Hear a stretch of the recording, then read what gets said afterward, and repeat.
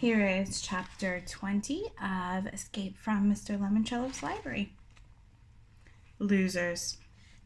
That's what Charles Chiltington thought about sentimental saps like Kyle Kiwi.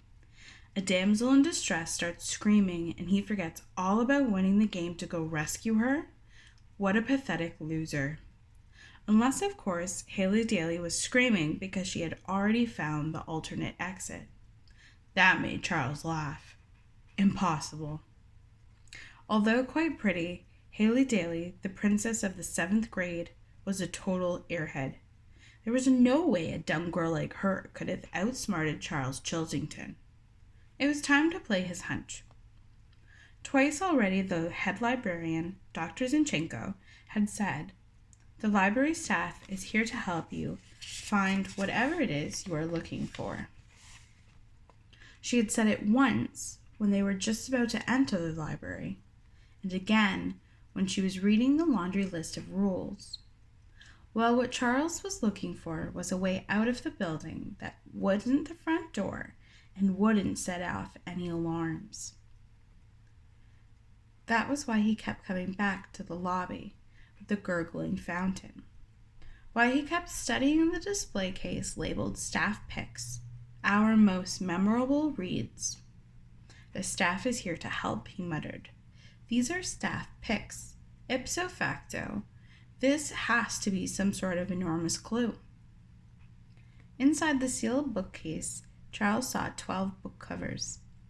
One for each of the 12-year-old players, he thought. The display items weren't actual books. They were cover art mounted on book-sized foam core. 3 covers were lined up on each of the case's 4 shelves. Since they weren't actually book spines, none of the covers included their call numbers. Charles focused on the 3 books lined up on the bottom row. Hoser Hospitality was on the left. In the pocket, Johnny Unitas and Me was in the middle. The dinner party was on the right. Charles decided to concentrate on Johnny Unitas. He moved into the rotunda and did a quick card catalog search at one of the desktop computers. When he typed "in the pocket," a matching cover image popped up, but still no call number. In the spot where the identifier should have been, there were instead a censor's thick black box.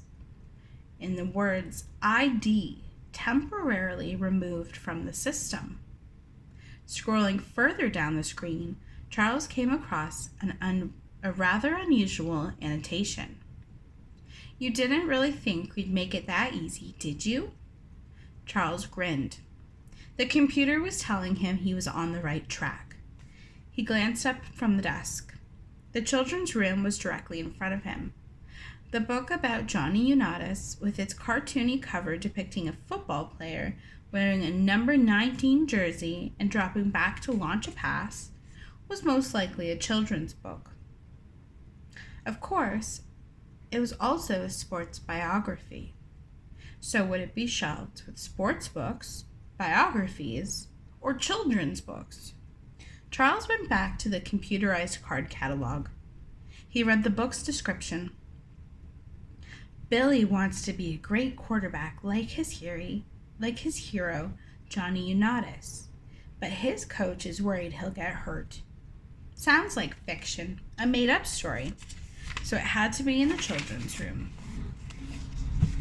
As Charles crossed the slick marble floor, something else struck him. This was like Husker Du, a memory game he had played when he was in kindergarten. He was on the hunt to find a hidden match for the football book cover he had just memorized. This was, in short, another memory game. That was why the Staff Picks display had been subtitled "Our Most Memorable Read." "Clever," he mumbled. "Very clever indeed." Charles entered the children's department, and it didn't take him long to find the book, because in the pocket was propped up on a miniature stand on the top of a shelf. "Found it," Charles proclaimed. Then, savoring the moment, he picked up the book and read the title out loud. "In the Pocket, Johnny Unitas and me. All of a sudden, a row of animatronic grease tucked in the corner started to honk and sing. They call him Mr. Touchdown, yes. They call him Mr. T. The squawking bird startled Charles so much that he dropped the book. When he did, a 4x4 card fluttered out from behind its cover. Charles bent down to pick it up. Printed on the back was a black and white silhouette, a quarterback wearing a numbered 19 jersey, just like Johnny Unitas. He was arching back his arm to throw a pass. Charles grinned. He was definitely on the right track. He tucked the silhouette card into his pocket and hurried back to the lobby to memorize more book covers. And there is the clue. So it's a number 19, and it's a little football guy, and he's doing a bit of a pass or a throw. Okay. And we can see that's the end of chapter 20 and our very first clue.